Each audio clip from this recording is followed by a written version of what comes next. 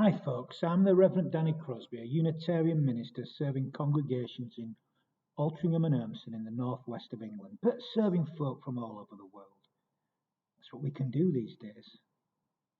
I want to share with you today a conversation I heard that took place between a man named William L. Barnett and a man who's called Santa Claus in some places, St. Nicholas in others, Father Christmas, and goes by many, many names actually. A rather large fellow who's rather busy at this time of year, who belongs to everybody, a real universal presence, belongs to all of us, not just children as well, adults too. So this is a telling of the conversation that I heard once told to me.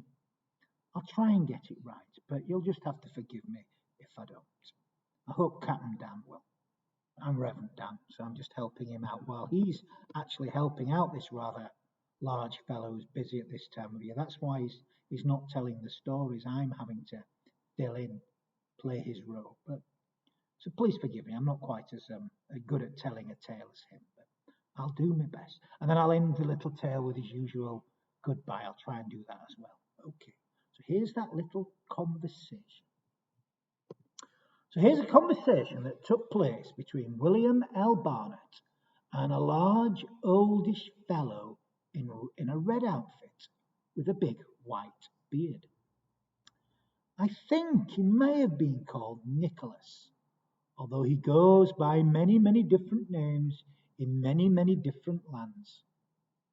Whatever name he is given, his presence surely is universal.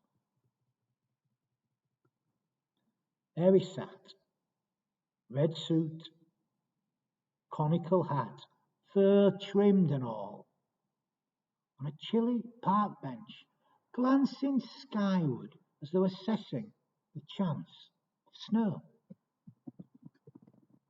I sat beside him. How come you're not out there on the corner with your iron pot and bell, like the rest of them? I am not one of them, he replied. I happen to be Santa Claus. I smiled pleasantly enough, but my doubt must have shown in my face. I really am, he said, a trifle wistfully. But how can you tell if you're the real Santa Claus? That is the question, said he. How can you tell the true prophet from the false? And do you really live in the North Pole? Legend, he replied.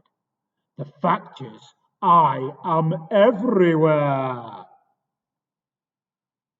And are you also omniscient and omnipotent? You mistake me for a friend of mine. I was a little embarrassed by now, but I persisted. Well, perhaps you only think you are Santa Claus. That would be my problem, not yours. But I might point out that there are no children around. That is a little odd, I conceded. The reason, he said, is that I cannot be seen. And then, like a chess player, crying out checkmate, I said, I see you. And that is your problem, not mine. At which point we both looked up at the sky. It might snow, he said. It's better when it snows, but snow or not, I must be going. Going where?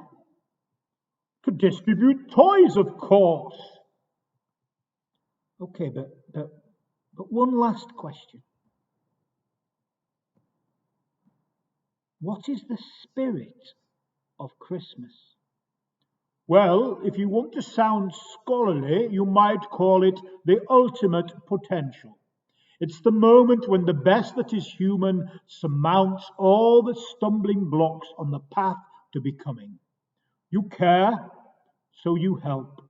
You love, So you give, and you dream of the time when this brief season will be extended the whole year.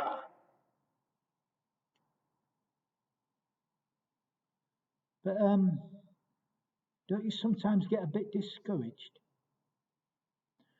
Dear me, I've only been at this for a few centuries. Give me time. And then he called out, Blitzen, Blitzen, where is that dreaded deer? And suddenly there came a whole cloud full of snow right upon us. And by the time I'd wiped my eyes clear, I was alone sat on that bench.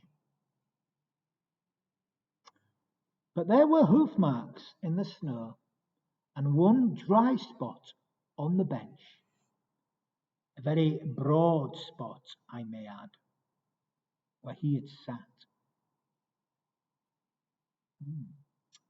So a conversation that took place between a rather large gentleman who's known throughout the world and a good friend of mine, William L. Barnett, and he told that tale to me. Now, of course, it took place before 2020, so they were allowed to sit close together. It's before social distancing came in. So don't worry, they're not.